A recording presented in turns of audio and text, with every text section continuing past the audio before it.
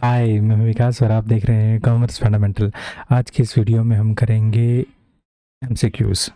केंद्रीय विद्यालय 2023 का हमारा टारगेट है कि वो हमने कॉमर्स के लिए जो अकाउंटेंसी और बिजनेस स्टडी का सिलेबस इन्होंने दिया है उससे रिलेटेड हमारे क्वेश्चंस रहेंगे।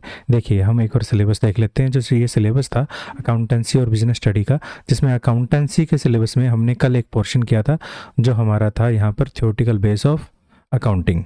और आज हमारी मोस्ट प्रोबेबली कोशिश रहेगी हम यहाँ पर रिकॉर्डिंग एंड ट्रांजैक्शन ये वाला पोर्शन जो है पूरा, इस पूरे पोर्शन से हम क्वेश्चंस ले लें। ठीक है, हमारी कोशिश रहेगी। आज इस वीडियो में हम क्या करने वाले हैं, इस वीडियो में हम बिजनेस स्टडी का करने वाले हैं, जो कि हमारा evaluation of fundamentals, evaluation and fundamentals of business, ये वाला पोर्शन है। इसके एमसीक्यू रहेंगे। आप जितने ज़्यादा थ्योरेटिकल बेस्ड क्वेश्चन निकालेंगे उतना ही ज़्यादा आपके लिए आसान हो जाएगा। तो मैं इसको करता हूँ साइड में, इसको कट कर देता हूँ और यहाँ से हमारा, तो देखिए हमारा यहाँ से आपको फर्स्ट क्वेश्चन दिखाई दे रहा है। इस फर्स्ट क्वेश्चन में हमें क्या कहता है, which of the following is known as service industry, insurance industry, not knowing, advertising industry, processing industry और बैंकिंग इंडस्ट्री, इनमें से कौन सा नहीं है। तो यहाँ पर देखिए, हम इंश्योरेंस इंडस्ट्री को भी जानते हैं, एडवर्टाइजिंग एजेंसी को भी जानते हैं, बैंकिंग इंडस्ट्री को भी जानते हैं, बट प्रोसेसिंग इंडस्ट्री ऐसा कुछ नहीं होता। ये इंडस्ट्री ही होती है, मैन्युफैक्चरिंग सेक्टर को हम कहते हैं। तो हम अब चलते हैं हमारे सेकंड क्वेश्चन की तरफ, जिसमें कहता है the occupation in which people work for other. ऐसा कौन सा प्रोफेशन होता है जिसमें ऑक्यूपेशन होता है, जिसमें हम औरों के लिए काम करते हैं।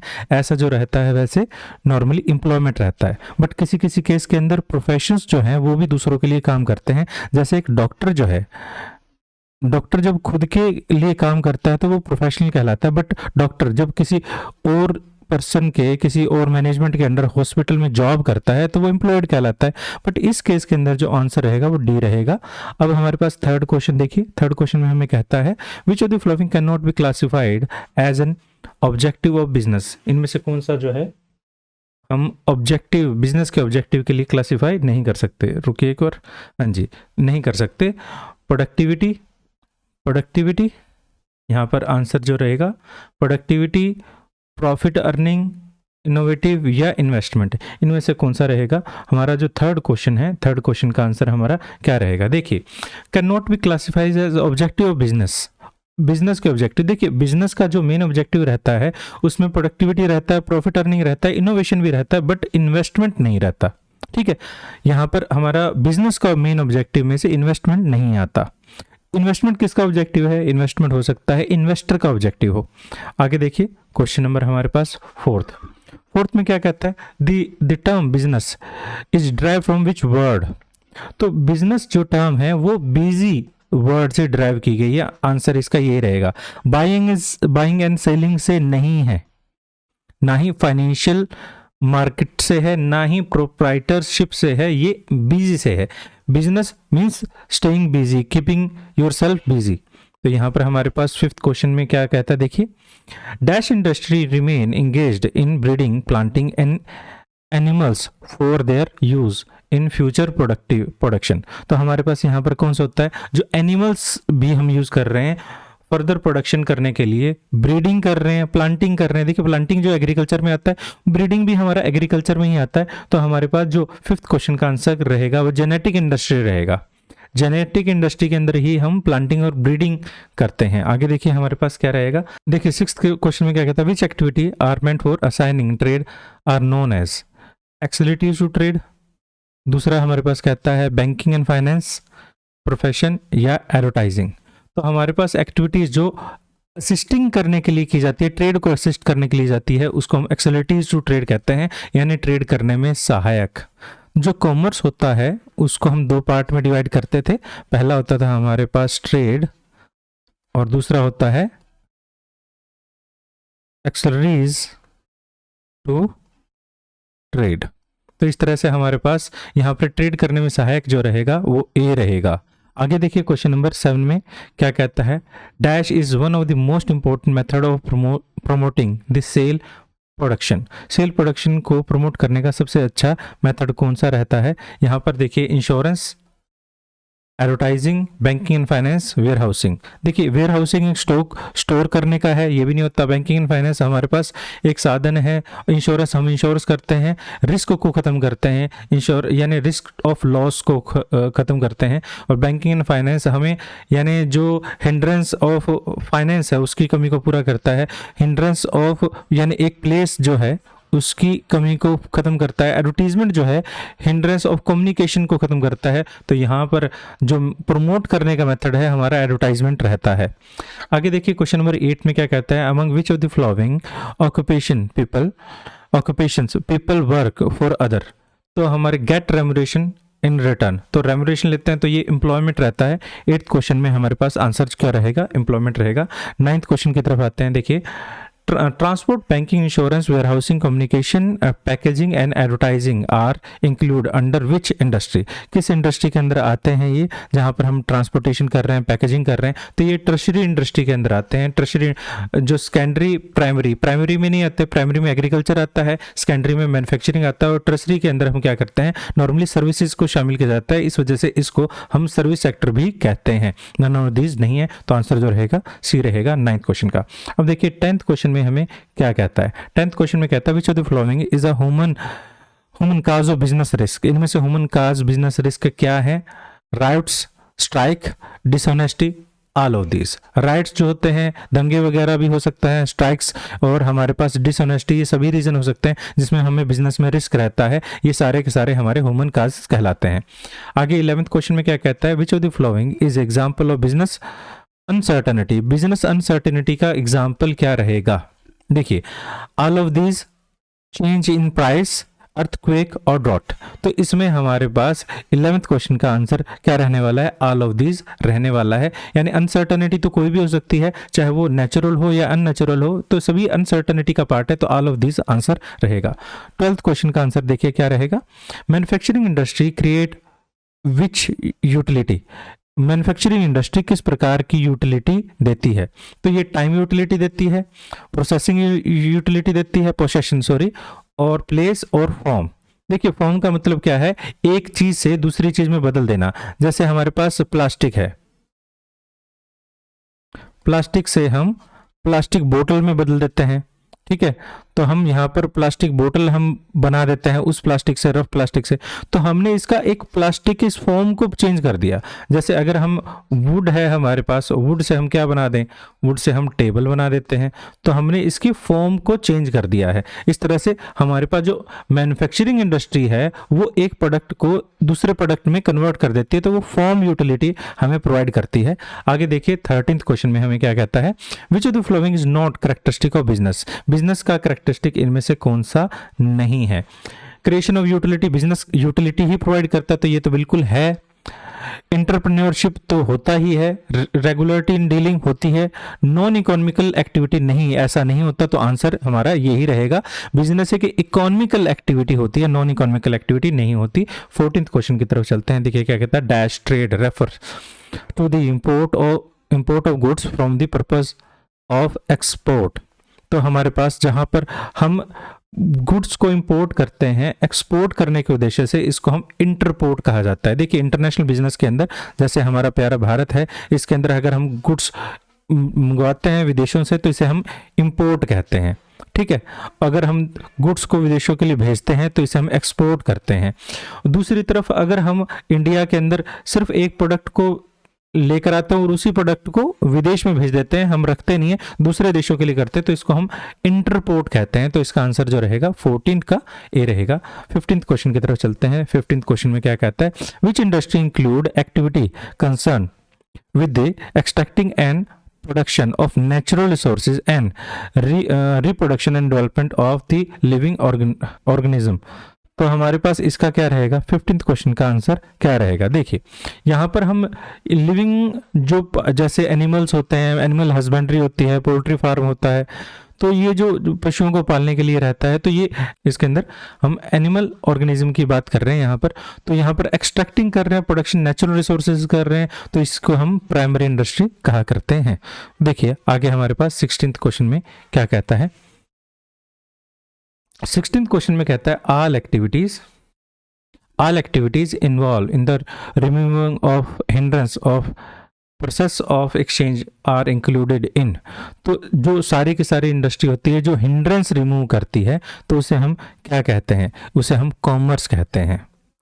तो हम कॉमर्स की अगर हम डेफिनेशन ही पढ़ें तो कॉमर्स की डेफिनेशन में ये कहता है which remove the all the hindrance of place time और फाइनेंस रिस्क, इस सभी को हम क्या कहते हैं, कॉमर्स कहते हैं। तो आंसर क्या रहेगा, बी रहेगा। आगे देखिए 17th क्वेश्चन में क्या कहता है, the term dash refer to the possibility of inadequate profit or even loss due to uncertainty or unexpected event। तो इसे हम क्या कहते हैं, अगर हमें अनसर्टेनिटी और अनएक्सपेक्टेड इवेंट की वजह से बिजनेस में काफ़ी बार इनएडुकेट प्रॉफिट या प्रॉफिट कम हुआ है और लॉस हो गया, इसका रीज़न जो रहता है इसको हम बिजनेस रिस्क कहते हैं। तो बिजनेस में हमेशा ही अनसर्टेनिटीज बनी रहती हैं। आगे देखिए क्वेश्चन नंबर 18 में क्या कहता है, dash is an economical activity. तो हमारे पास नन ऑफ दिस तो है ही नहीं, सोशल भी नहीं है, नो प्रॉफिट नहीं है, तो employment is a economical activity. 19th question में क्या कहता है, 19th क्वेश्चन देखिए, commerce provide the necessary link between. Commerce किस किस के बीच में एक नेसेसरी लिंक प्रोवाइड करता है, wholesaler and consumer, producer and consumer, retailer and consumer, none of these. तो यहाँ पर हमारे पास प्रोड्यूसर एंड कंज्यूमर के बीच में एक जरूरी लिंक बनाता है, इसे ही हम क्या कहते हैं, कॉमर्स कहते हैं। और कॉमर्स की डेफिनेशन में आपने ये भी पढ़ा था कि जो एक प्रोड्यूसर से लेकर एक कंज्यूमर तक माल पहुंचाने तक जो भी एक्टिविटी की जाती है वो कॉमर्स के अंदर आती है। तो हमारे पास एक तो प्रोड्यूसर है और दूसरा कंज्यूमर है, इन दोनों के बीच में जो हमारी नेसेसरी लिंक प्रोवाइड करता है यही क्या कहलाता है, कॉमर्स कहलाता है। आगे देखिए 20th क्वेश्चन में क्या कहता है, which of the following is not an economic cause of business risk. इनमें से कौन सा बिजनेस के इकोनॉमिक काज का रीजन नहीं है। Which of the following is not economic cause of business risk. तो हमारे पास यहाँ पर पहला है interest rate fluctuation, change in technology, high taxes, negligence of the employees. तो हमारे पास 20th क्वेश्चन का आंसर आएगा नेग्लिजेंसी ऑफ द एम्प्लॉयज। ये नॉर्मली बिजनेस रिस्क नहीं होता, ये ह्यूमन काज होते हैं रिस्क के। आगे देखिए 21st क्वेश्चन में क्या है, given reservation in job to specially abled person is example of which business objective. ये बिजनेस के कौन से ऑब्जेक्टिव को हम पूरा कर रहे हैं। अगर हम किसी स्पेसिफाई पर्सन को नॉर्मली क्या करते हैं, एबल्ड पर्सन को जॉब देते हैं, तो हम मार्केटिंग स्टैंडर्ड्स कर रहे हैं नहीं, प्रॉफिट अर्निंग कर रहे हैं नहीं, इनोवेटिव कर रहे हैं नहीं, हम सोशल रिस्पॉन्सिबिलिटीज को पूरा कर रहे हैं। एक बिजनेस की सोसाइटी के लिए बहुत सारी रिस्पॉन्सिबिलिटीज होती हैं। 22 क्वेश्चन में क्या कहता है, which of the following is an economic activity. इनमें से कौन सी एक इकोनॉमिक एक्टिविटी है, social activity, patriotic activities, religious activity और प्रोफेशन। तो 22 क्वेश्चन का आंसर जो रहेगा प्रोफेशन रहेगा। ये हमारी क्या है, एक इकोनॉमिकल एक्टिविटी है, प्रोफेशन में हम प्रॉफिट कमाने के लिए करते हैं। 23rd क्वेश्चन में auxiliaries to trade play a dash role for trade and industry. Auxiliaries to trade हमारे पास कौन सा मेन रोल पूरा करती है, जिसके अंदर अगर हम कह सकते हैं तो यहाँ पर है स्पोर्टिव रोल करती है, नेगेटिव रोल नहीं, नॉन एसेंशियल रोल नहीं, अनस्पोर्टिव रोल नहीं। एक्सेलिटीज टू ट्रेड जो है यहाँ पर इसको कहते ही क्या है, सहायक, बिजनेस में सहायक, ये हमें सपोर्ट करती है। ठीक है, आगे देखिए 24th, which of the following is not concern with the profession. इनमें से कौन सा प्रोफेशन से कंसर्न नहीं है। देखिए जब हम प्रोफेशन की बात कर रहे हैं तो प्रोफेशन में एक कोड ऑफ कंडक्ट होता है जिसे हम कहते हैं रूल, सर्विस रूल कह सकते हैं। A specified body of knowledge यहाँ पर होती है, हाँ जी बिल्कुल होती है। मैन्युफैक्चरिंग गुड्स एंड सर्विसेज नहीं होता, फॉर्मल ट्रेनिंग होती है, हाँ जी होती है, बट यहाँ पर मेन कर सकते हैं कि मैन्युफैक्चरिंग गुड्स एंड सर्विसेज नहीं होता, ये मैन्युफैक्चर हो जाएगा। तो यहाँ पर आंसर जो रहेगा सी रहेगा। 25th क्वेश्चन की तरफ चलते हैं। 25th क्वेश्चन में देखिए क्या कहता है, since the main objective of the business is to earn profit, which of the following is not an appropriate method of earning profit. इनमें से कौन सा एप्रोप्रिएट मेथड नहीं है। देखिए अगर हमारे पास हम एप्रोप्रिएट मेथड की बात करें तो इन्फ्लेटिंग द प्राइस को इन्फ्लेट कर दें, यानी प्राइस को बढ़ा दें, इन्फ्लेशन ले आए। Selling of good quality product at reasonable price, बिल्कुल बहुत अच्छी बात है ये तो। Selling of low quality product at low price, ये तो होना ही चाहिए। अगर लो क्वालिटी है तो लो प्राइस, अच्छी बात है, और ये भी अच्छी बात है। बट हम इन्फ्लेटिंग द प्राइस को बेवजह बढ़ाकर हम नहीं करना चाहते, तो हमें क्या करता, नॉट ए अप्रोप्रिएट मेथड। तो बी जो है अप्रोप्रिएट मेथड नहीं है। देखिए 26 क्वेश्चन का आंसर क्या रहेगा। ये कहता है among the following given activity which one is not an economical activity, इनमें से कौन सी एक इकोनॉमिकल एक्टिविटी नहीं है। Trading in goods and services, social welfare, manufacturing of goods for sales और ट्रांसपोर्टेशन सर्विसेज। तो यहाँ पर हमारे पास नोट वाला आंसर है। जब आप नोट वाला क्वेश्चन कर रहे हैं तो ध्यान से पढ़ा करें। 26 क्वेश्चन का आंसर जो रहेगा सोशल वेलफेयर यहाँ पर रहेगा। आगे देखिए 27 क्वेश्चन में क्या करता है, कॉमर्स इंक्लूडेड। तो कॉमर्स में क्या क्या चीज़ें इंक्लूड होती हैं, तो business and industry, business and trade, trade and aid to trade. इनमें हम कह सकते हैं 27 क्वेश्चन के अंदर trade and aid to trade जो रहता है ये रहता है नॉर्मली। ठीक है, कॉमर्स को मैंने बताया भी था, कॉमर्स के अंदर ट्रेड और एड या एक्सलरेटिव टू ट्रेड भी कह देते हैं इसे, ए टू ट्रेड कह दीजिए या फिर एक्सलरेटिव टू ट्रेड कह दीजिए, दोनों एक ही बात है। आगे देखिए 28 क्वेश्चन में the main purpose of the economical activities dash. Main purpose economical activity का क्या है, अर्न प्रॉफिट, हमारा प्रॉफिट अर्न करना, पैसा अर्न करना, लिविंगहुड चलाना। अगर हम यहाँ पर लाइवलीहुड होता तो यहाँ पर मोस्ट अप्रोप्रिएट वो रहता तो हम उसको चूज़ करते, बट यहाँ पर अर्न प्रॉफिट है तो हम यहाँ पर अर्न प्रॉफिट आपको अवॉइड कर देंगे। यहाँ पर अवॉइड लॉस नहीं होता, अर्निंग लॉस, लेस प्रॉफिट भी नहीं होता, मोर प्रॉफिट हो सकता था यहाँ पर। अगर प्रॉफिट के बजाय यहाँ मोर प्रॉफिट होता तो हम यहाँ जरूर लेते। प्रोवाइड ए फ्री सर्विसेज बिल्कुल नहीं, तो आंसर जो रहेगा वो डी रहेगा। आगे देखिए 29 क्वेश्चन में हमें क्या कहता है। 29th क्वेश्चन में कहता है which of the following is a factor in determining the degree of risk involve in a business. Business के अंदर डिग्री ऑफ रिस्क रहता है, तो ये किस प्रकार का रिस्क रहता है, both nature and size of business, दोनों चीज़ों के लिए रहता है। तो यहाँ पर आंसर जो रहेगा बी रहेगा, both nature and size of business. ठीक है, नाइदर नॉर्थ की बात है तो ये तो नहीं होगा, ओनली नेचर बिल्कुल भी नहीं, ओनली साइज बिल्कुल भी नहीं, आंसर रहेगा बी। 30th क्वेश्चन देखिए, विच of the following is not N method of dealing with risk. इनमें से कौन सा मेथड रिस्क को डील करने के लिए अप्रोप्रिएट नहीं है। ऑप्शन ए में कहता है all are methods are dealing with risk. दूसरा बी कहता है making provision of current earning, बिल्कुल हम प्रोविजन बनाते हैं। टेकिंग इंश्योरेंस पॉलिसी बिल्कुल लेते हैं। टेकिंग प्रिवेंटिव मेजर बिल्कुल करते हैं। तो हमारे पास आंसर जो रहेगा वो ए रहेगा। आगे देखिए 31 क्वेश्चन में क्या कहता है, विच industry combines various ingredients into a new product. तो जहाँ पर हम बहुत सारे इंग्रेडिएंट्स मिलाकर एक नया टाइप का प्रोडक्ट बनाते हैं, यानी यहाँ पर कहने का मतलब ये है जब कोई नया प्रोडक्ट बनता है अलग अलग प्रकार के प्रोडक्ट को मिलाकर, इस प्रकार की इंडस्ट्री को हम सिंथेटिक इंडस्ट्री कहते हैं। तो आंसर जो रहेगा हमारे पास ये रहेगा। प्रोसेसिंग इंडस्ट्री में क्या होता है, जब एक प्रोडक्ट बहुत सारे अलग अलग प्रोसेस से गुजरता है और एक नया प्रोडक्ट बनता है, उसे हम क्या कहते हैं, प्रोसेसिंग इंडस्ट्री। एनालिटिकल इंडस्ट्री में क्या कहते हैं, जब एक प्रोडक्ट से हम बहुत सारे न्यू प्रोडक्ट बनाते हैं तो इसे हम एनालिटिकल इंडस्ट्री कहते हैं। और असेंबली में क्या होता है, जब अलग अलग बहुत सारे प्रोडक्ट को हम फिनिश प्रोडक्ट है अपने आप में ये भी, और हम इससे जब एक नया प्रोडक्ट बनाते हैं इसे हम असेंबलिंग इंडस्ट्री कहते हैं। आगे देखिए 32 क्वेश्चन में हमें क्या कहता है। 32 क्वेश्चन जो है हमारा एक नया टाइप का क्वेश्चन है। कहता है which of the following is an objective of make in India initiative launched by the government of India. Initiative जो लॉन्च किया था 32 क्वेश्चन के अकॉर्डिंग, यानी जो भारत सरकार ने make in India initiative launch किया था, उसमें क्या है, encouraging domestic companies to manufacture their product in India, बिल्कुल सही है। इंकरेजिंग मल्टीनेशनल कंपनीज बिल्कुल आए इंडिया के अंदर और वो प्रोडक्ट बनाएं, ये भी सही है। वैसे दो सही है तो ऑल ऑफ दीज आंसर होना चाहिए। जॉब्स क्रिएशन ऑफ स्किल बिल्कुल ये भी होता है, तो आंसर जो रहेगा सी रहेगा। 33 क्वेश्चन देखिए क्या है, which of the following is not natural cause of business risk. तो हमारे पास नेचुरल काजेज और बिजनेस रिस्क इनमें से कौन सा नहीं है। तो हमारे पास स्ट्राइक जो है वो नेचुरल काज नहीं है। अर्थक्वेक हो सकता है, फेमनी हो सकती है और हैवी रेन भी हो सकता है, बट यहाँ पर स्ट्राइक नहीं होता। तो देखिए 34th क्वेश्चन में क्या कहते हैं, विच of the following is a cause of business risk.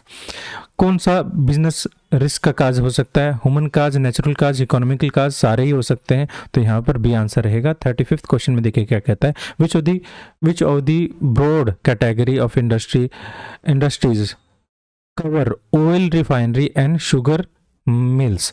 तो शुगर ब्रॉड इंडस्ट्री की बात करें, देखिए अगर हम ऑयल रिफाइनमेंट की बात करें तो ऑयल अपने आप में इंडस्ट्री है और शुगर भी अपने आप में इंडस्ट्री है, बट दोनों के लिए कहते हैं कौन सी बॉर्डर है, बॉर्डर है तो वो सेकेंडरी इंडस्ट्री होती है, इसको हम मैन्युफैक्चरिंग इंडस्ट्री भी कहते हैं।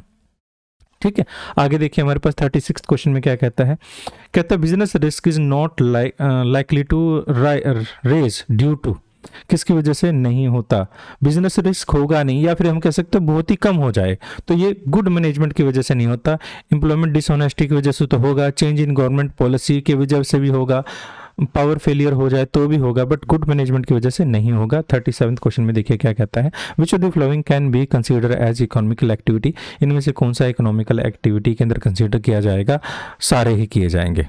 ठीक है, बिजनेस, प्रोफेशन और एम्प्लॉयमेंट, ये तीन ही होते हैं वैसे। 38 क्वेश्चन में हमें देखिए क्या कहता है, 38 क्वेश्चन में हमें कहता है the industries which provide support service to other industry are known as, ऐसी इसे हम क्या कहते हैं, जो अदर सर्विसेज, इसको सर्विस बात आ गई है यहाँ पर, स्पोर्ट सर्विस कह दीजिए, सिर्फ सर्विस भी कह दीजिए तो एक ही बात है, इसको हम टर्शरी इंडस्ट्री कहते हैं और इसको हम सर्विस सेक्टर भी नॉर्मली कहा करते हैं। ठीक है, आगे देखिए हमारे पास यहाँ पर क्या है, 39 क्वेश्चन में हमें क्या कहता है, यहाँ कहता है T is mainly produced in Assam, cotton in Gujarat and Maharashtra, ये जो है एनसीईआरटी से क्वेश्चन लिया गया है, से क्वेश्चन लिया गया है कि असम में हमारे पास टी बनाई गई है, गुजरात में कॉटन, जो cotton in Gujarat and Maharashtra, jute in West Bengal and Orissa, sugar in UP, Bihar and Maharashtra, but the goods are required for consumption in different part of the country, for this purpose dashed is very important. क्या रहता है, transportation, अगर transportation नहीं होगा तो कोई भी एक जगह से दूसरे जगह भेज नहीं पाएगा। एडवर्टीजमेंट यहाँ पर है बट इस तरह से नहीं है, प्रोवाइड करने के लिए नहीं है, इंश्योरेंस भी नहीं है, बैंक एंड फाइनेंस भी नहीं है, ट्रांसपोर्टेशन यहाँ मेन रोल प्ले करता है। देखिए 40th क्वेश्चन का अब क्या रहेगा, which of the following is not true about the profit earning as a essential objective of business, profit earning essential objective business का नहीं है, तो it build reputation of the business firm, कहता है it is source of finance for meeting expenses expansion requirement, it is source of income, it does not indicate the efficiency of working of business, which of the following is not true, true नहीं है, essential, तो ये हमारे पास answer जो रहेगा D रहेगा, not indicate the efficiency of, बिल्कुल हमारे पास जो बिजनेस का प्रॉफिट है वो हमें इंडिकेट करता है कि बिजनेस कितना अच्छा चल रहा है, उसको एक्सपेंड किया जा सकता है। देखिए 41st क्वेश्चन का आंसर क्या रहता है, risk is the result of, risk किसका रिजल्ट रहता है, नॉर्मली अनसर्टेनिटी इसका रिजल्ट रहता है। आगे देखिए 42 क्वेश्चन का आंसर क्या रहेगा, 42 क्वेश्चन में हमें कहता है the business activity involve dealing in goods and services on which basis, किस बेसिस पर हमें करता है, यहाँ पर रेगुलर बेसिस पे कहता है। ठीक है, 43rd में कहता है which of the following create form utility, तो हमारे पास यहाँ पर हम कह सकते हैं इंडस्ट्री जो रहती है हमारी फॉर्म यूटिलिटी देती है, इससे रिलेटेड मैं क्वेश्चन पहले बताता हुआ आया हूँ। 44th क्वेश्चन में देखिए क्या कहता है, which of the following does not characterised business activities, इसमें बिजनेस एक्टिविटीज़ को हम करेक्टराइज नहीं करते, जहाँ पर हमें सैलरी और वेजेस मिलते हैं वहाँ पर हम एम्प्लॉयड हैं, तो हम बिजनेस एक्टिविटी नॉर्मली नहीं कर रहे हैं। आगे देखिए 45th क्वेश्चन में usually goods are not sold और consumed immediately after the production, देखिए हम जानते हैं कि बिजनेस जो है इतना, मान लीजिए एक पूरा भारत देश है और इसमें हमारे पास यहाँ से कश्मीर टू कन्याकुमारी तक हमें माल पहुँचाना है, अब माल जो बन रहा कश्मीर में है बट पहुँचेगा, यूज़ जो किया जाएगा वो कन्याकुमारी में किया जाएगा, और इसके लिए हम क्या करते हैं नॉर्मली, और उस सीज़न में भी नहीं किया जाएगा, मान लीजिए वो सीज़न भी कोई और है, तो इसके लिए हम नॉर्मली क्या करते होते हैं, 45th क्वेश्चन की बात करें तो वेयर हाउसिंग का इस्तेमाल करते होते हैं, जहां पर प्रोडक्ट को लंबे टाइम तक स्टॉक करके रखा जाता है, तो इसे हम वेयर हाउस की इंपॉर्टेंस जो है, purpose warehouse is important बढ़ जाता है। देखिए आगे 46th क्वेश्चन में हमें क्या कहता है, 46th क्वेश्चन में कहता है which type of business risk result in only और not profit to the business, which type of business risk result in only or not profit to the business, तो हमारे पास 46 क्वेश्चन का हम कहेंगे only pure risk ओनली, यहाँ पर देखिए एक क्वेश्चन में क्या, एक पोर्शन में कहता है ए पार्ट दिया गया ओनली स्पेकुलेटिव रिस्क, नहीं ऐसा नहीं है। Both speculative and pure risk नहीं है। Neither speculative nor pure risk बिल्कुल भी नहीं है। Which type of business risk result only और not profit to the business, जो बिजनेस को प्रॉफिट नहीं देता वो प्योर रिस्क। आगे देखिए हमारे पास क्वेश्चन में क्या है 47th, commerce include to type of activities. Commerce के अंदर कौन कौन सी टाइप ऑफ एक्टिविटीज़ होती है, जो हम पहले भी करके आए हैं। ट्रेड एंड एक्सेलिटीज टू ट्रेड, ये पहले क्वेश्चन हो चुका है। अब देखिए 48th क्वेश्चन में कहता है trade is an essential part of commerce it refer to. तो ये किस चीज़ से रेफर करता है ट्रेड को, अगर हम बात करें 48th क्वेश्चन की, तो ये सेल इसके अंदर रेफरेंस दिया जा रहा है। 49th क्वेश्चन में कहता है which of the following is an economical cause of business risk. इनमें से कौन सा इकोनॉमिकल काज है बिजनेस रिस्क का। तो हमारे पास प्राइस भी हो सकते हैं, कंपटीशन, डिमांड ऑफ गुड्स भी हो सकता है, तो हम ये कह सकते हैं आल रहेगा। और आज का लास्ट क्वेश्चन है which of the following is correct about speculative risk. इनमें से कौन सा स्पेकुलेटिव रिस्क के लिए बिल्कुल करेक्ट है। तो involvement of possibility of only gain, involvement the possibility of only loss, involvement of possibility of either gain और लॉस, तो गेन और लॉस दोनों ही हो सकता है। Involvement of possibility of neither, neither तो नहीं होगा, ऐसा तो नहीं है, तो आंसर हमारा रहेगा सी। मैं उम्मीद करता हूँ कि ये क्वेश्चंस आपको अच्छे से समझ आए होंगे। हाँ, हमने बहुत ही जल्दी कर लिए, क्योंकि हम नहीं चाहते कि इतना टाइम आपका वेस्ट हो, और बिना टाइम वेस्ट किए हमने ये क्वेश्चन कर लिए। और नेक्स्ट क्लास के लिए वेट कीजिएगा, और जब तक के लिए चैनल ज़रूर सब्सक्राइब कीजिएगा, इस वीडियो को ज़रूर लाइक कीजिएगा। Thanks for watching.